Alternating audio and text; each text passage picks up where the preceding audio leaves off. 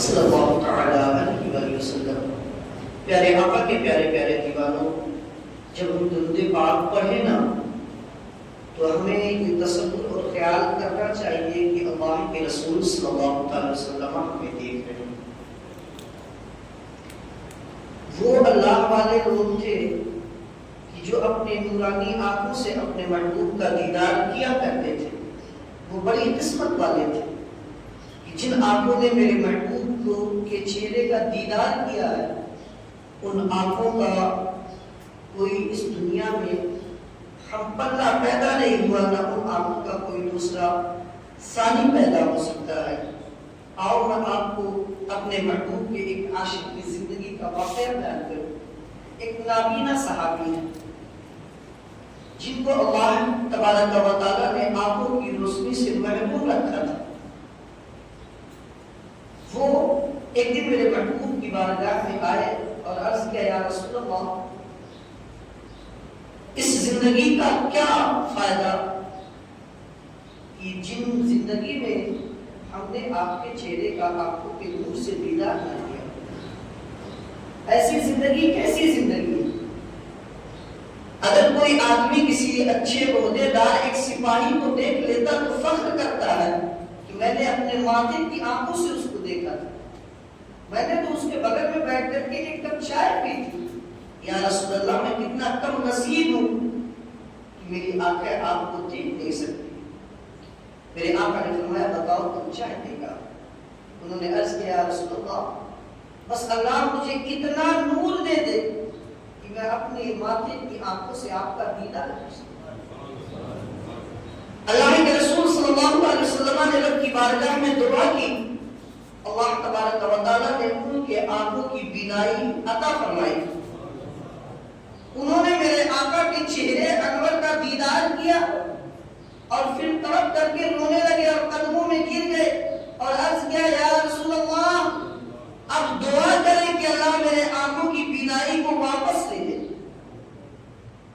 پوری دنیا تو یہ چاہتی ہے کہ یار اگر روشنی ہے تو مرتے دم تک آنکھوں کی روشنی کم نہ ہو، تاکہ میرے چلنے میں کوئی تکلیف نہ ہو، میرے دیکھنے میں کوئی تکلیف نہ ہو، مجھے راستہ طے کرنے میں کوئی تکلیف نہ ہو۔ لیکن ان کے دلوں میں اپنے محبوب کی کیسی محبت تھی۔ آج تو دنیا ہمارے دلوں سے محبوب کی محبت نکالنا چاہتی ہے، یہ نہیں جانتی کہ ان کے باپ دادا نکالنے کی کوشش کرتے کرتے ختم ہو گئے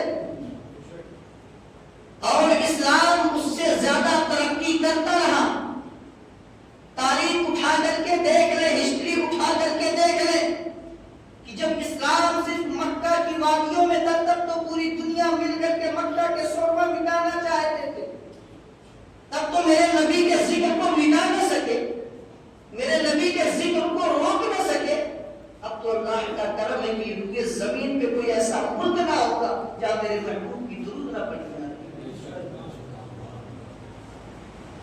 اللہ نے خود فرمایا قرآن کریم میں، لِيُظْهِرَهُ عَلَى الدِّينِ كُلِّهِ، اللہ کہتا میں نے اپنے محبوب کو پیدا ہی اس لیے کیا ہے کہ پوری دنیا پہ مذہب اسلام کو پھیلا دیا جائے، سارے دینوں پہ محمد کا دین غالب آ جائے، اس لیے اللہ نے اپنے محبوب کو پیدا کیا۔ ہمیں ٹینشن لینے کی ضرورت نہیں۔ ہر دور میں کتے بھوکتے رہے ہیں، اس صدی میں بھی بھوکتے ہیں، بھوکتے ہیں۔ میرے نبی کا ذکر نہ کل مٹا تھا، نہ آج مٹا ہے، نہ صبح قیامت تک مٹتا رہے گا۔ اسلام کی فطرت میں قدرت نے رکھی ہے، جتنا تم اسے دباؤ گے وہ اتنا ہی ابھرے گا۔ ابھی جو میرے نبی کے نام کے ساتھ کھلواڑ کیا گیا، توہین کی گئی، اس کا ایک ریزلٹ اور فائدہ یہ نکلا کہ لوگوں نے کہا وجہ کیا ہے کہ محمد سے جلن کی جا رہی ہے، وجہ کیا ہے کہ ان کے نام سے محبت کو روکا جا رہا ہے۔ تو جو لوگ کسی گرجا گھر کے پادری تھے وہ بھی مسلمان بن چکے ہیں، جو کسی دوسرے دھرم کے گرو تھے اب میرے محمد کے قدموں کے غلام بن چکے ہیں۔ مسلمانوں، تو وہ صحابی رسول نے عرض کیا، یا رسول اللہ آپ دعا کریں کہ اللہ میرے آنکھوں کی بینائی کو واپس دے۔ صحابہ کرام نے عرض کیا کہ اے دوست، یہ تم کیسی دعا کر رہے ہو؟ کہا کہ لذتوں کو تم نہیں محسوس کرو،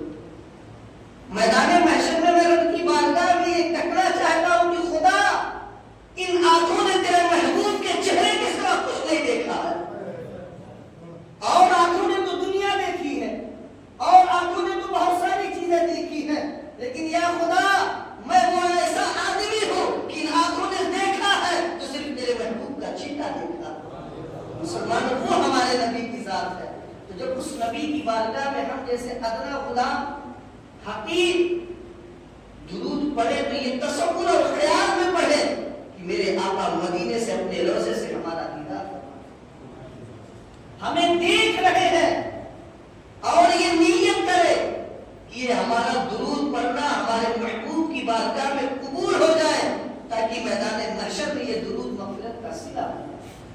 اسی لیے تو جمیل قادری نے کہا تھا، اے مومنو کیوں نہیں پڑھتے ہو تم اپنے آقا پر درود؟ جھجوڑ کر کے ہمیں کہا، ہمیں طنز کے طور پہ کہا، ہم سے شکایت کے طور پہ کہا کہ اے مومنو کیوں نہیں پڑھتے ہو تم اپنے آقا پر درود، جب فرشتوں کا بھی وظیفہ ہے الصلاۃ والسلام۔ نہ جانے کتنے صحابہ کرام، نہ جانے کتنے فرشتوں کو اللہ نے صرف اسی لیے پیدا ہی فرمایا ہے کہ تم میرے محبوب کے اوپر درود پڑھا۔ یہ قصیدہ بردہ شریف جو کتاب ہے، قصیدہ بردہ شریف کتاب جو درود کی کتاب ہے، صرف اسی لیے لکھی ہی گئی ہے کہ درود کی برکتوں کو انہوں نے اپنی آنکھوں سے مشاہدہ فرمایا۔ اللہ تبارک و تعالیٰ مقاشفۃ القلوب کے پہلے پیج میں ہی لکھا کہ اللہ ایک ایسے فرشتے کو پیدا کرتا ہے، جب کوئی بندہ درود پڑھتا ہے اللہ فرشتے کو پیدا کرتا، اس کے ایک پر کی مسافت یعنی لمبائی چوڑائی ایسی ہے کہ پورب سے لے کر کے پچھم تک اس کی چوڑائی گھیرے ہوئے ہے، اتر سے دکن تک اس کے ایک پر گھیرے ہوئے ہیں، اور اسی طریقے سے اللہ اس کو 6000 پر عطا فرمائے ہوئے۔ کتنا؟ 6000 پر۔ جب وہ فرشتہ وجود میں آتا ہے تو رب کی بارگاہ میں عرض کرتا ہے، رب کعبہ مجھے کس لیے پیدا کیا ہے؟ میرے تخلیق کی وجہ کیا ہے؟ میرے مبعوث کرنے کی، پیدا فرمانے کی وجہ کیا ہے؟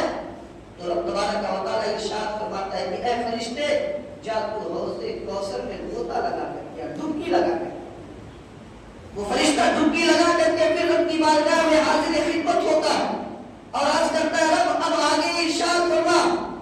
ہمارا رب ارشاد فرماتا ہے کہ اب تو اپنے پروں کو جھاڑ، جس طریقے سے ہم نہانے کے بعد اپنے سر کے بال کو جھاڑتے ہیں۔ جب وہ فرشتہ اپنے پروں کو جھاڑتا ہے تو ان کے پروں سے جتنے پانی کے قطرے ٹپکتے ہیں، ہر قطرے سے اللہ ایک فرشتہ پیدا فرماتا ہے۔ اب وہ سارے فرشتے رب کی بارگاہ میں عرض کرتے ہیں کہ خالق کائنات ہمیں کس لیے پیدا کیا گیا، ہمیں کس لیے پیدا کیا گیا، وجہ کیا ہے؟ تو رب فرماتا ہے جس بندے نے میرے محبوب کے اوپر درود پڑھا ہے، قیامت تک کے لیے جاؤ تو اس کی مغفرت کی دعا کرتے، قیامت تک کے لیے جاؤ اس کے مغفرت کی دعا کرتے رہو۔ مومنوں اور اپنے محبوب کی بارگاہ میں مرتبہ اور محبت کے ساتھ درود پاک پڑھیں۔ اللہم محمد صلی اللہ علیہ وسلم نحن عباد محمد صلی اللہ علیہ وسلم صلاۃ و سلام علیک یا حبیب اللہ صلی اللہ تعالی علیہ وسلم۔ ہوئے بے نشان کیسے کیسے زمین کھا گئی نوجوان، کیسے کیسے کل نفس ذائقۃ الموت، ہر ذی روح کو موت کا مزہ چکھنا ہے۔ جو انسان بھی پیدا ہوا اسے ایک نہ ایک دن موت کے فرشتے کے ہاتھ لگنا ہے۔ کل نفس ذائقۃ الموت وانما توفون اجورکم یوم القیامہ۔ رب کائنات اسی آیت کریمہ میں جہاں موت کا حکم دیا کہ ہر ذی روح کو موت کا مزہ چکھنا ہے، وہیں آگے اللہ شب ہدایت بھی دیتا ہے۔ کچھ اللہ تبارک و تعالیٰ ہمیں تنبیہ کے طور پہ فرماتا ہے، کچھ اللہ تبارک و تعالیٰ ہمیں آگاہ کرتا ہے۔ وَإِنَّمَا تُوَفُّونَ أُجُورَكُمْ يَوْمَ الْقِيَامَةِ۔ ہر مرنے والا، پہلے تو رب نے فرمایا کہ ہر ذی روح کو موت کا مزہ چکھنا ہے۔ جب انسان اس پہ یقین کر لیا کہ ہمیں موت کے مزے کو چکھ کر کے رب کی بارگاہ میں حاضر ہونا ہے، تو اللہ فرماتا ہے کیسے حاضر ہونا ہے؟ وَإِنَّمَا تُوَفُّونَ أُجُورَكُمْ يَوْمَ الْقِيَامَةِ۔ اور ہر بندہ دیکھے گا قیامت کے دن کہ اس نے کون سی چیز اپنے لیے بھیجی۔ آج تو دنیا یہ دیکھتی ہے کہ یار مرنے والا کون سی چیز چھوڑ کر کے مرا ہے، کتنا پیسہ چھوڑا، کتنے زمین چھوڑے، کتنے بینک بیلنس چھوڑے ہیں، کہاں کہاں اس نے بلڈنگیں بنائی تھی، کہاں کہاں اس کی پراپرٹیاں تھی۔ یہ دنیا کے لوگ مشاہدہ کرتے ہیں، اور یہ دنیاوی زندگی کا ایک معمول بھی رہا ہے کہ مرنے کے بعد اس کی وراثت کے ذمہ دار اس کے رشتہ دار ہوا کرتے ہیں. لیکن اللہ اور اس کے رسول اور اللہ کے فرشتے یہ دیکھتے ہیں، اور ہمیں یہ دیکھنا چاہیے وَإِنَّمَا تُوَفَّوْنَ أُجُورَكُمْ يَوْمَ الْقِيَامَةِ کہ ہم نے مرنے کے بعد کے لیے کون سی تیاری کی. فَمَنْ زُحْزِحَ عَنِ النَّارِ وَأُدْخِلَ الْجَنَّةَ فَقَدْ فَازَ. یہ قرآن کی آیت مبارکہ ہے کہ اگر تم نے آخرت کی تیاری قیامت کے دن کے لیے دیکھنے کے لیے اچھے اجر پیش کیے ہیں، بھیجے ہیں، اپنی تیاری کی ہے، سامان آخرت کو اکٹھا کیا ہے، تب تو تمہارے لیے کامیابی ہے. فقط فاز کا لفظ آیا ہے، کامیابی ہی کامیابی ہے. اور اگر تم نے آخرت کی تیاری نہیں کی، سامان آخرت نہیں بھیجا ہے، اپنے زندگی کے اعمال میں نیکیوں کے ذخیرے اور انبار کو اکٹھا نہیں کیا ہے، تو فمن زحزح عن النار، تو جہنم کے مزے کو چکھو. ہر انسان کو اپنی زندگی کا محاسبہ خود کرنا چاہیے. اس کے لیے سب سے بڑا مفتی، سب سے بڑا عالم اس کا خود دل ہے، اس کا ضمیر ہے. ہر انسان کے لیے سب سے بڑا عالم اس کا نفس ہے. کسی عالم سے پوچھنے کی ضرورت نہیں کہ میں کتنا نیک کتنا بد ہوں. کسی عالم کے پاس کھڑے ہو کر کے اپنی زندگی کا حساب لگانے کی ضرورت نہیں. تنہائی میں بیٹھ انسان اپنے نفس سے پوچھ کہ تو نے کتنی اچھائیاں کی ہے. پوچھ اپنے ضمیر سے کہ تو نے کتنی نیکیاں کی ہے. پوچھ اپنے ضمیر سے کہ تو نے رب کی عبادتیں کتنی کی ہے. پوچھ اپنے ضمیر سے کہ تو نے رات کی تنہائیاں گناہوں میں گزاری ہے یا مصلی پہ کھڑے ہو کر کے خدا کو راضی کیا ہے. پوچھ اپنے ضمیر سے کہ تو نے اپنے باپ کو راضی کیا ہے یا اپنے باپ کے ساتھ ظلم کیا ہے. پوچھ اپنے ضمیر سے کہ جب رات کی سناٹے میں، رات کی تنہائیوں میں اللہ فرماتا تھا کہ میں نے رات صرف اس لیے بنائی ہے تاکہ میرا بندہ مجھ سے قریب ہو جائے. میرا بندہ جب پوری دنیا سو رہی ہے آئے رات کے سناٹے میں مجھے یاد کرے. وَتَرَاهُمْ رُكَّعًا سُجَّدًا يَبْتَغُونَ فَضْلًا مِنَ اللَّهِ وَرِضْوَانًا. یہ کسی دنیا دار کی کتاب کا ذکر نہیں، خدا خود فرماتا وَتَرَاهُمْ رُكَّعًا سُجَّدًا يَبْتَغُونَ فَضْلًا مِنَ اللَّهِ وَرِضْوَانًا. جو اللہ کا نیک بندہ ہوتا ہے اسے تم دیکھو گے کہ وہ رات کے سناٹے میں رکوع کرتا ہوا ملے گا، رات کے سناٹے میں وہ سجدہ کرتا ہوا ملے گا. اے خدا کس لیے سجدہ کرتا ہے وہ؟ پوری دنیا تو سو رہی. اے خدا کیوں وہ رکوع کرتا ہوا مل رہا ہے؟ پوری دنیا تو اپنی پیٹھ کو اپنے بستر سے لگائے ہوئے پڑی ہے. تو قرآن کہتا ہے کہ وہ دنیا کی کامیابی کے لیے نہیں، فضلا من اللہ ورضوانا، وہ رکوع اور سجدے میں گر کر کے اپنے خدا کا فضل اور اس کی رحمتیں تلاش کیا کرتا ہے. وہ اپنے خدا کو راضی کرنے کا ذریعہ معاش تلاش کیا کرتا ہے. آج ہمارے دلوں میں دنیا کی محبتیں ہیں تو 24 گھنٹے ہم پیسے کی لالچ میں لگے ہوئے ہیں. کہاں سے کس کے حق کو مان لیا جائے کہ ہم کروڑ پتی بن جائیں، کہاں سے کس کی زمین کو ہڑپ لیا جائے کہ ہم دعوے دار منصب کے بن جائے. لیکن وہ اللہ والے اپنی سب کچھ چیزوں کو چھوڑ کر کے اپنی باتوں کو کامیاب صرف اس بنا پہ کیا کرتے تھے کہ کون سی ایسی نیکی کر لوں کہ میرا خدا مجھ سے راضی ہو. پوچھ اپنے ضمیر سے مسلمان کہ تو نے کتنی عبادتیں کی. وَإِنَّمَا تُوَفَّوْنَ أُجُورَكُمْ يَوْمَ الْقِيَامَةِ. قیامت کے دن کے لیے کون سی تیاریاں کی ہے؟ تجھے کسی عالم، کسی مفتی، کسی مدرسے، کسی مسجد کے امام کے پاس جانے کی ضرورت نہیں. جب تو کھانا کھا کر کے بستر پہ لیٹتا ہے تو اپنی صبح سے شام تک کا حساب تو کر. اپنے دل پہ ہاتھ رکھ کر کے پوچھا میرے دل ہے، میرے نفس، آج تو نے کون کون سی نیکیاں کی ہے، ذرا حساب تو دے. جب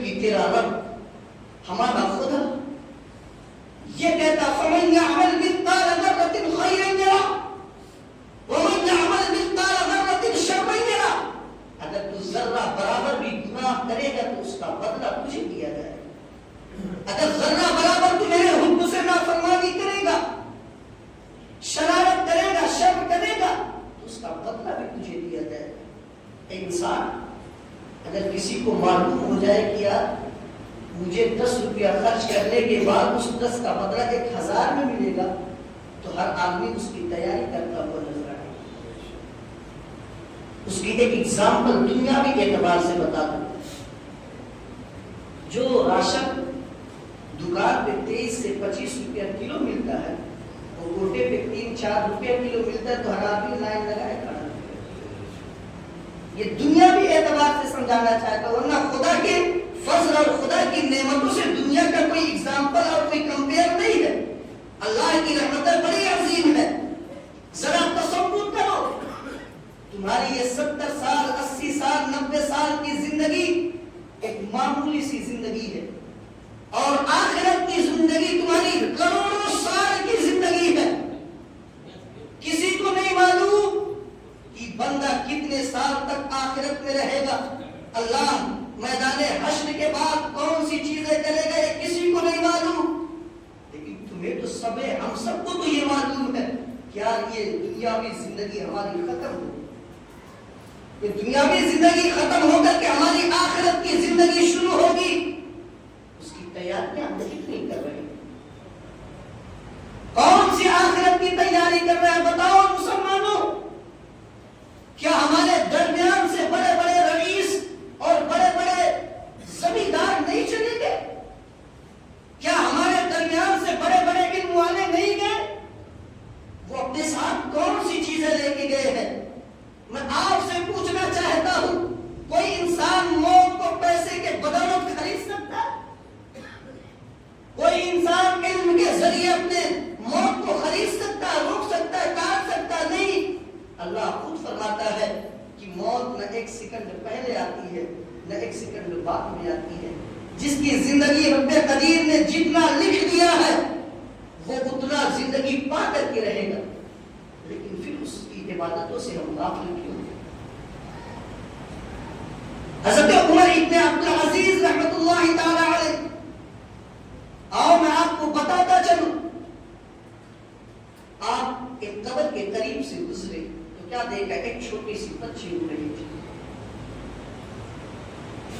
اے مرنے والے تو بڑا رئیس تھا، اے مرنے والے تو بڑا عبادت گزار تھا، اے مرنے والے تو بہت امیر و بادشاہ تھا، آج تو تیری قبر کے اندر بہت اچھائیاں رہی ہوں، تیرے ساتھ تو بہت اچھے عمل ہوئے ہوں گے۔ اور کسی کو حضرت حسن بصری رحمۃ اللہ تعالی علیہ نے دوسرے انداز میں بیان کیا، کہتے ہیں کہ میں اپنے گھر کے دروازے پہ بیٹھا تھا کہ ایک جنازہ میرے سامنے سے گزرا، میں بھی اس جنازے کے قریب ہو لیا، کیا دیکھا؟ ایک ننھی سی بچی روتی ہوئی جا رہی تھی اور کہہ رہی تھی، اے امام حسن بصری، آج میرے اوپر جو وقت آیا ہے اس سے پہلے اتنا مصیبت زدہ وقت کچھ نہیں آیا تھا۔ حضرت حسن بصری نے فرمایا اس کے سر پہ ہاتھ رکھ کر کے کہ بیٹا، ہمارے لیے نہیں، جو میت جا رہی ہے اس کے لیے سب سے قیمتی وقت یہ ہے، اس کے لیے سب سے دردناک وقت یہ ہے۔ وہی بچی کو دوسرے دن اس قبر پہ دیکھا گیا کہ وہ بچی اپنے باپ کی قبر سے لپٹ کر کے پوچھ رہی ہے، ابو جب آپ گھر میں رہا کرتے تھے آپ کا بستر میں لگاتی تھی، آج جب آپ قبر میں آئے ہیں ابو بتاؤ آپ کے بستر کو کون لگایا ہوگا؟ اگر آپ سو جایا کرتے تھے تو آپ کے جسم پہ چادر میں ڈھک دیا کرتی تھی، آج تو آپ قبر میں تنہا تھے بابا، آپ کی قبر میں چادر سے آپ کے جسم کو کون ڈھکا ہوگا؟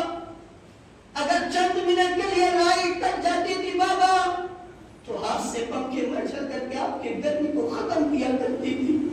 بابا اس تاریخ کوٹری میں جہاں نہ کوئی کھڑکی تھی، جہاں نہ کوئی لائٹ کا انتظام تھا، جہاں نہ کوئی پنکھے کا انتظام تھا، بابا آپ کو کیسے نیند آئی ہوگی؟ اس گگا گھور تاریکی میں بابا آپ کیسے زندگی گزارے ہوں گے؟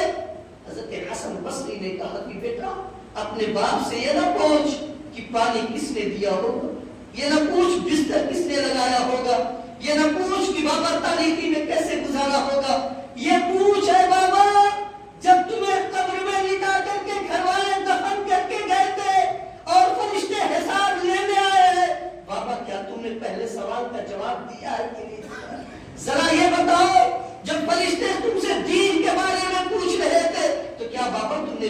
جواب دیا تھا یا نہیں دیا تھا؟ اے مسلمانوں، یہ نہ دیکھو کہ تم دنیا میں کیا کمائے ہو، یہ نہ دیکھو تم نے دنیا میں کون سی چیزیں بنائی ہے، یہ نہ دیکھو تم نے کتنی پراپرٹیاں بنائی ہے، یہ دیکھا کرو کہ تم نے آخرت کی تیاریاں کون سی کی، اپنے قبر کے ساتھ لے جانے کے لیے کون سی چیزوں کو تیار کیا ہے۔ کیا تمہارے پاس نمازوں کا ذخیرہ ہے؟ کیا تمہارے پاس عبادتوں کا انبار ہے؟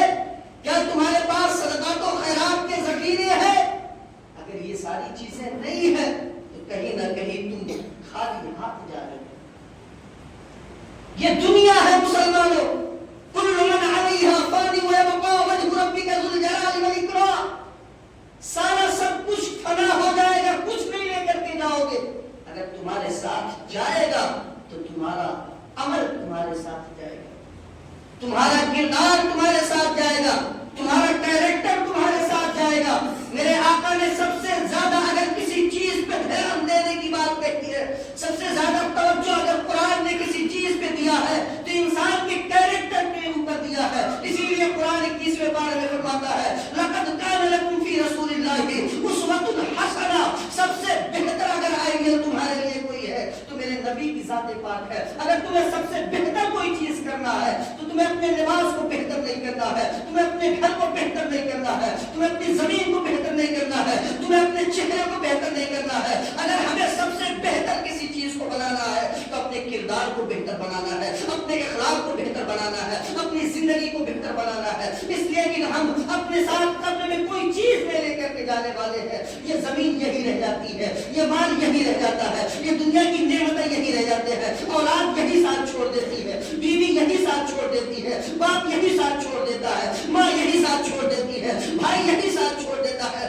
دنیا کی ہر نعمت صرف دنیا کی آلائش کے لیے ہے، آخرت میں ساتھ جانے والا اگر کوئی عمل ہے، آخرت میں کوئی سی چیز ساتھ میں جاتی ہے تو انسان کا کردار جایا کرتا ہے، انسان کے اخلاق جایا کرتے ہیں، انسان کا عمل جایا کرتا ہے۔ اے مسلمانوں ذرا تصور کرو، اے مسلمانوں ذرا خیال کرو، اے مسلمانوں اپنی زندگی کا محاسبہ کرو، اے مسلمانوں رب کریم کی بارگاہ میں سوچو کون سی چیز لے کر کے تم جا رہے ہو، کون سا اخلاق کا کام بار اپنے نامے اعمال میں لکھ رہے ہو۔ ہمارے ساتھ ہمیشہ تو فرشتے مقرر ہیں، باپ دیکھے یا نہ دیکھے، بھائی دیکھے یا نہ دیکھے، ماں دیکھے یا نہ دیکھے، رشتے دار دیکھے یا نہ دیکھے، محلہ اور پڑوس کا کوئی آدمی دیکھے یا نہ دیکھے، لیکن رب کریم نے ہمارے کردار کو لکھنے کے لیے، رب کریم نے ہماری زندگی کے حساب کرنے کے لیے ہمارے کندھوں پہ دو فرشتے ہمیشہ مقرر کیے ہوئے ہیں۔ ہم جو اچھائیاں کرتے ہیں رب کریم وہ بھی کاؤنٹنگ کروا رہا ہے، جو برائیاں کرتے ہیں رب کریم وہ بھی کاؤنٹنگ کروا رہا ہے، اس پہ کوئی کوتاہی نہیں ہو سکتی۔ ان فرشتوں کو گھوس دے کر کے بھی اپنے نامہ اعمال کو مٹایا نہیں جا سکتا ہے۔ آج تو مسلمان یہ سمجھتا ہے کہ اگر مولوی زیادہ آخرت کی باتیں کرتا ہے، اگر مولوی یہ بتاتا ہے کہ قبر بڑی سخت ہوگی، اگر دنیا تو یہ سوچتی ہے کہ اگر مولوی یہ کہتا ہے یار قبر میں کیڑے مکوڑے ہوں گے تو یہ اپنی قبر کی بات بتاتا ہے۔ نہیں مسلمانوں، میں اپنی بات نہیں بتاتا ہوں، نہیں مسلمانوں، میں دنیا کے کسی عالم کی بات نہیں بتاتا ہوں، میں تو وہ بتاتا ہوں جو قرآن نے بتایا ہے، عالم تو وہ بتاتا ہے جو پیارے مصطفیٰ کریم صلی اللہ علیہ وسلم نے بتایا ہے۔ میرے نبی کی بارگاہ میں لے کر کے چلتا ہوں، اور چلو مدینے کی وادیوں میں چلتے ہیں بدوسا کے مسلمانوں۔ اللہ کے رسول صلی اللہ علیہ وسلم نے دیکھا کہ کچھ صحابہ کرام بیٹھ کر کے ہنس رہے تھے، کسی چیز پہ ان کو ہنسی آ رہی تھی۔ میرے آقا کریم صلی اللہ علیہ وسلم اپنی سواری سے اتر گئے، اتر کر کے پوچھا اے ہنسنے والوں، ذرا یہ تو بتاؤ کیا تمہیں جنت کا پروانہ مل چکا ہے؟ کیا تمہیں جنت میں جانے کی سرٹیفکیٹ مل چکی ہے؟ کیا تمہیں کوئی ایسا نجات کا پروانہ مل چکا کہ رب کریم تمہیں جنت عطا فرما دے گا؟ کس سے پوچھا جا رہا ہے؟ ذرا تصور کرو۔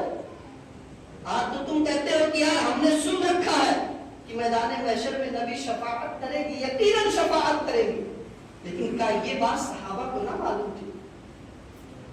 کیا یہ بات میرے نبی کو نہیں معلوم تھی کہ میں تو شافع محشر بن کر کے پیدا ہی کیا گیا ہوں؟ لیکن اس کے باوجود میرے آقا پوچھ رہے ہیں اے صحابیوں یہ بتاؤ کیا تمہیں کوئی بخشش کے نجات کا پروانہ مل چکا ہے کہ تمہارے چہروں پہ ہنسی ہے؟ کون صحابی؟ کس سے پوچھا جا رہا ہے؟ کس سے کوسچن کیا جا رہا ہے؟ کس کے نفس کو جھجھوڑا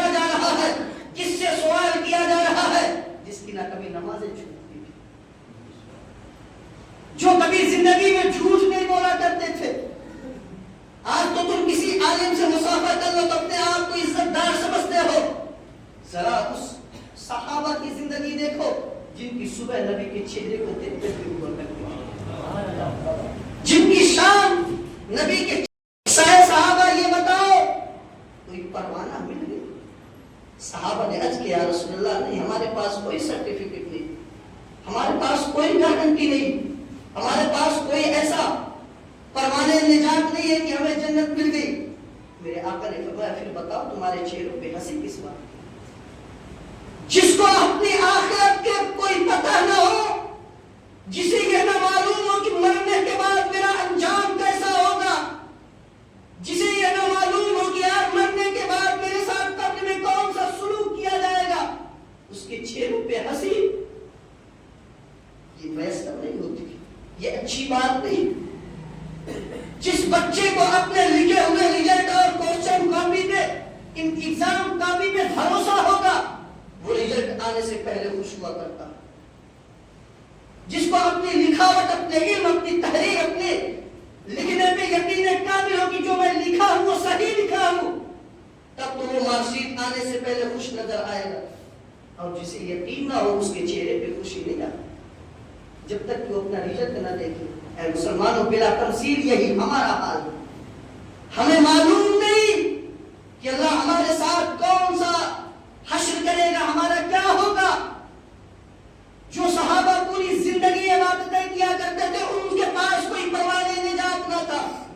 آج تو ہماری زندگیاں جھوٹوں میں کٹ رہی ہیں، ہماری زندگیاں تو برائیوں میں کٹ رہی ہیں، ہماری زندگیاں تو ایک دوسرے کو مٹانے کے لیے ہی کٹ رہی ہیں۔ ہم نے تو اپنی زندگی کا ایک اعمال ہی بنا لیا کہ نہیں یار ہم کسی کو چین و سکون سے جینے نہ دیں گے، یہ ہماری زندگی کا سیوا بن چکا ہے۔ اس کے باوجود یہ ہنسی، یہ مذاق، جس مسجد کو تم نے خدا کی عبادت کے لیے بنایا اسی مسجدوں کو ویران کیا، انہی مسجدوں کو تم نے خالی چھوڑ دیا۔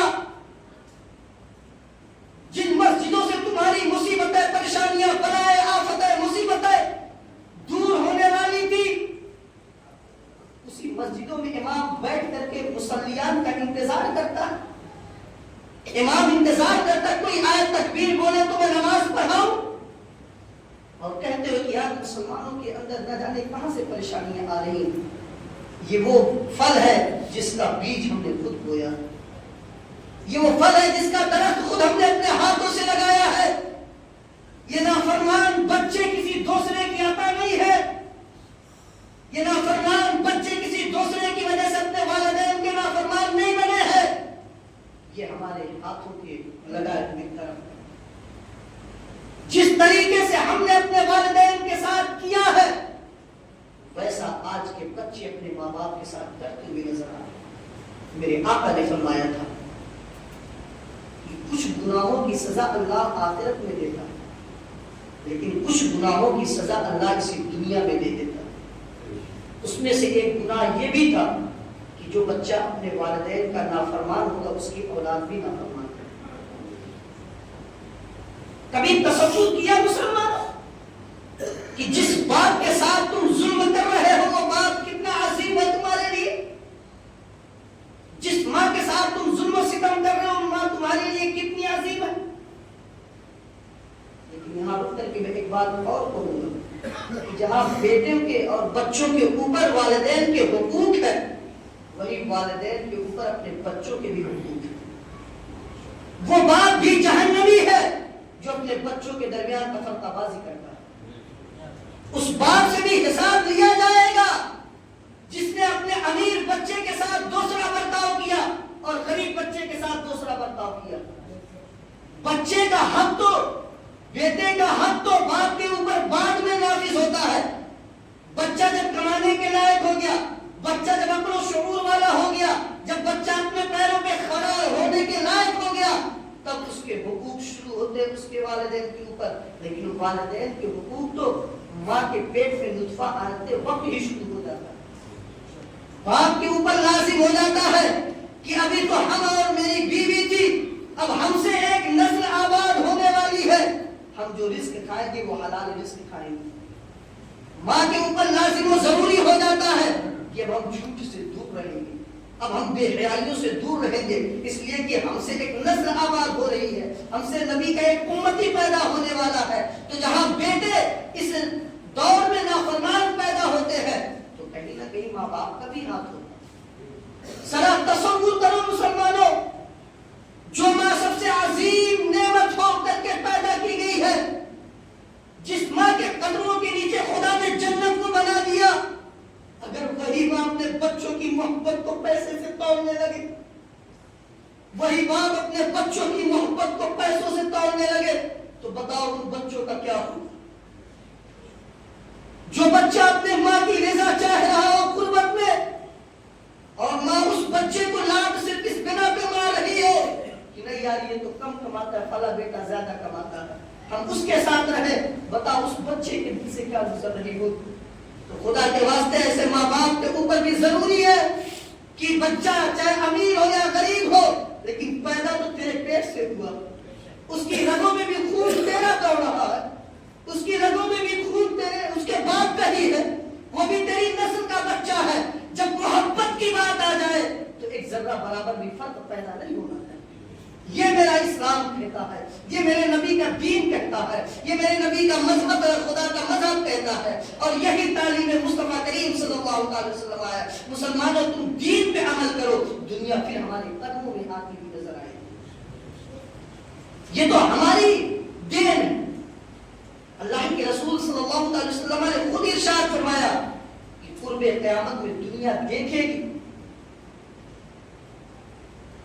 ایسا ماحول پیدا ہو جائے گا کہ مسجدوں میں دنیا کی باتیں ہوں.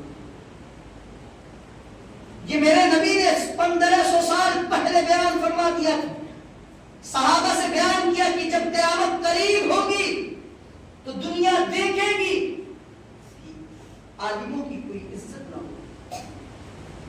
آدمی دین پہ عمل صرف دکھاوے کے لیے کرے گا. آج ہم اپنی شادیوں کو اٹھا کر کے دیکھیں, نگاہ تو ایک رسم رہ گئی ہے, باقی سب اچھے سے ادا ہوتا ہے.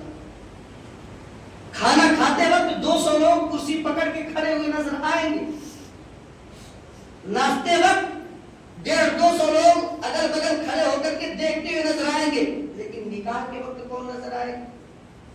لڑکے کا باپ, لڑکی کا باپ, قاضی صاحب اور 2-4 لوگ. جبکہ میرے آقا نے فرمایا کہ نکاح کے وقت جو دعا ہوتی ہے اللہ اسے قبول فرمایا کرتا ہے. جس آدمی کے لیے دعا کی جائے اللہ اس محفل کی دعا کو قبول فرمایا کرتا ہے. میرا دین تو کہتا ہے کہ نکاح کے وقت پورے باراتی وہی بیٹھے رہتے, لیکن آج ہماری شادی میں سب کچھ اچھے سے ہوگا, اور جب میلاد مصطفیٰ کی بات آئے گی تو کہیں گے ایک رسم کے طور پہ کر لیا. مجبوری ہے, کیا کرے, دین کہہ رہا نہیں. مسلمانوں دین کو مجبوری کے طور پہ نہیں, دین کو خوشی کے ساتھ عمل کرو. جن لوگوں نے دین پہ عمل کیا ہے اللہ تبارک و تعالیٰ نے ان کو کامیابی نہ دی. آخرت کی تیاری کرو. دیکھو دنیا سے کیسے کیسے لوگ چھوڑ کر کے دنیا جا رہے ہیں, جن کے پاس دولتیں بھی ہیں, جن کے پاس شہرتیں بھی ہیں, جن کے پاس سب کچھ ہے. موت کو کسی چیز سے ٹالا نہیں جا سکتا. آج تو ہماری نمازیں چھوٹ رہی, ہمیں کچھ افسوس نہیں. آج ہم سے ہمارا باپ ناراض, ہمیں کوئی فرق نہیں پڑتا. آج اس غریبت نواز کی چوکھٹ پہ سردار اور بادشاہ اپنی چوکھٹوں کو, اپنے سر کے تاج کو رگڑ کر کے دعا مانگتے ہیں. آج اس کی بارگاہ میں چلتے ہیں. غریب نواز رضی اللہ تعالیٰ عنہ 40 سال تک رات کی تنہائی میں رویا کرتے ہیں. خواجہ قطب الدین بختیار کاکی ان کے مرید خاص تھے. ایک دن انہوں نے دیکھا, کہا غریب نواز میرے پیر و مرشد, میں آپ کو دیکھا کرتا ہوں کہ آپ اکثر راتوں کو رویا کرتے, وجہ کیا؟ غریب نواز نے کہا مجھ سے ایک غلطی ہو گئی تھی. کون غریب نواز؟ جتنے 35 سال تک انا ساگر کے بغل سے بیٹھ کر کے رب کو راضی کیا تھا, تب جا کر کے ان کے کاسے میں انا ساگر آیا تھا. ایسے ہی نہیں آ گیا تھا. انا ساگر کا جو پانی ان کے کاسے میں آیا تھا, ان کے چہرے کو دیکھ کر کے نہیں, اس نے دیکھا یہ بندے خدا 35 سال تک ایک جگہ پہ بیٹھ کر کے جب اپنے رب کو راضی کر رہا ہے تو مجھ جیسا ایک ساگر اس کو کیوں نہ راضی کر دیا؟ کہا کہ مجھ سے ایک غلطی ہو گئی. وہ غلطی کیا تھی مسلمانوں؟ سنو. کہا ایک دن میں سفر کے وقت میں تھا, عصر کا وقت آیا, میں نے اپنی سواری کو روکا, کیا دیکھا کہ سورج ڈوبنے کے قریب تھا. میں نے جلدی جلدی وضو کیا کہ کہیں ایسا نہ ہو عصر کا وقت چلا جائے. جلدی جلدی وضو کرنے میں آپ نے انگلیوں میں کھلال کرنا غلطی سے بھول گئے, جان بوجھ کر کے نہیں, غلطی سے بھول گئے, جلد بازی کی وجہ سے. کہتے جب میں مصلی خدا پہ کھڑا ہوں نماز کے لیے تو میری نماز میں لذت مجھے نہیں. غور کرو مسلمانوں, آج ہمیں کھانے میں لذت ملتی ہے تو دن میں ہم 4 مرتبہ کھایا کرتے ہیں. ناشتہ الگ ہے, دوپہر کا کھانا الگ ہے, 4 بجے کا ناشتہ الگ ہے, شام کا کھانا الگ ہے. وہ اللہ والے تھے, ان کو لذت نماز میں ملا کرتی تھی. تو 5 وقت کی نماز اور ہوا کرتی تھی, نماز چاشت اور ہوا کرتی تھی, نماز اشراق اور ہوا کرتی تھی, نماز تہجد الگ سے پڑھا کرتے تھے. خدا کو راضی کرنے کے لیے نفل نمازیں الگ سے پڑھا کرتے تھے. کہا کہ مجھے نماز کے اندر لذت نہیں ملی جو لذت پہلے ملا کرتی تھی. کہتے ہیں میں اپنے دل سے سوال کیا, اے میرے دل بتا وجہ کیا کہ آج معین الدین کو نماز میں لذت نہیں ملی. تو دل نے آواز لگائی کہ معین الدین آج تو نے اپنے نبی کی ایک سنت کو چھوڑ دیا, انگلیوں میں کھلال کرنا تم بھول گئے ہو. اس چھوٹی سی سنت کے چھوڑنے کی وجہ سے تیری نماز میں لذت نہیں مل رہی ہے. اے مسلمانوں, اب ہم اپنے گریبان میں جھانک کر کے دیکھیں, ہمیں مسجدیں میں آنے کا دل کیوں نہیں کرتا؟ ہم نے دین کو چھوڑ دیا. آج ہم خدا کے قریب کیوں نہیں ہو پاتے ہیں؟ یہ دولت کی لالچ نہیں ہے, یہ رب سے دوری کا نتیجہ ہے. وہ رب کے قریب رہا کرتے تھے تو ایک سیکنڈ کے لیے بھی رب سے دور نہیں رہا کرتے. معین الدین اجمیری نے کہا کہ وہ اس چھوٹی سی غلطی کی بنا پہ 40 سال سے میں نے آسمان کی طرف نگاہ کو نہیں اٹھایا ہے کہ میدان محشر میں جب میرا مصطفیٰ سامنے ہوگا اور اگر پوچھ لیا معین الدین تو نے میری ایک سنت کو چھوڑا تھا, آج مجھ سے طلبگار مغفرت ہے, آج مجھ سے بخشش کی مغفرت چاہ رہا ہے, آج مجھ سے شفاعت چاہ رہا, تو میں کیا جواب دوں گا؟ اس شرم و حیا کی بدولت آج 40 سال سے اس غلطی کی توبہ میں کر رہا ہوں, پوری راتوں کو رو کر کے. اے مسلمانوں, ہم نے کب ندامت کے آنسو گرائے؟ ہم نے کب اپنے خدا کو راضی کرنے کے لیے 5 وقت کی نمازیں پڑھی؟ میں آپ سے بھیک کے طور پہ کہتا ہوں, نہ پڑھو تم نمازیں, نہ پڑھو تم تہجد کی نمازیں, لیکن وہ تو پڑھا کرو جو تیرے رب نے تیرے اوپر ضروری قرار دیا. اس کو تو ادا کر جو تیرے رب نے تیرے اوپر لازم و قرار منظوم کر کے پیدا کیا ہے. یہ 5 وقت کی نماز ہے, کسی دنیا دار عالم نے تیرے اوپر نافذ نہیں کیا ہے, کسی مفتی کا لگایا ہوا فتویٰ نہیں ہے, کسی محدث کا لگایا ہوا فتویٰ نہیں ہے, کسی اللہ کے ولی نے تجھے نہیں کیا ہے, بلکہ یہ 5 وقت کی نماز ہے. اللہ تبارک و تعالیٰ نے تجھے اور تیرے نبی کو تحفے کے طور پہ دیا ہے. اسی لیے تو اٹھا کر کے دیکھ لو, کہیں اللہ فرماتا وَأَقِیمُوا الصَّلَاةَ وَآتُوا الزَّکَاةَ, اپنے نماز کو قائم کیا کرو. کہیں اللہ قرآن کریم میں فرماتا ہے حافظوا علی الصلوات والصلاة الوسطى, اپنے نمازوں کی حفاظت کیا کرو. کہیں رب کریم اٹھا کر کے قرآن میں فرماتا ہے ان الصلاة كانت على المؤمنین کتابا موقوتا, یہ 5 وقت کی نمازوں کا وقت جو مقرر ہے اللہ کہتا میں نے مقرر کیا ہے, اس کی ٹائمنگ میں نے فکس کی ہے. ذرا تصور کر, اگر تیرے ٹائمنگ پہ اگر تھوڑی سی لیٹ کوئی آدمی آتا ہے تو تجھے دل سے تکلیف ہوتی ہے, تو اسے چہرہ ملا کر کے بات نہیں کرنا محسوس کرتا. ذرا تصور کر, جس رب نے 5 وقت کی نماز کے ٹائمنگ کو فکس کیا ہو, اگر تیری لاش قبر میں جاتی ہے, میدان محشر میں تو رب کے سامنے ہوگا, ذرا بتا کیسے رب سے چہرہ ملائے گا, ذرا بتا کیسے نبی سے چہرہ ملائے گا, ذرا بتا کیسے نبی کی بارگاہ میں تم شفاعت پیش کرو گے. ہم کیسے کہیں گے کہ اے نبی آخر الزمان ہماری مدد فرما دیجئے, جب تو پوری زندگی ہم نے نبی کی سنتوں پہ عمل نہیں کیا ہے. تو مسلمانوں, ہمارے لیے ضروری ہے کہ مرنے سے پہلے ہم اپنے آخرت کی تیاریاں کریں.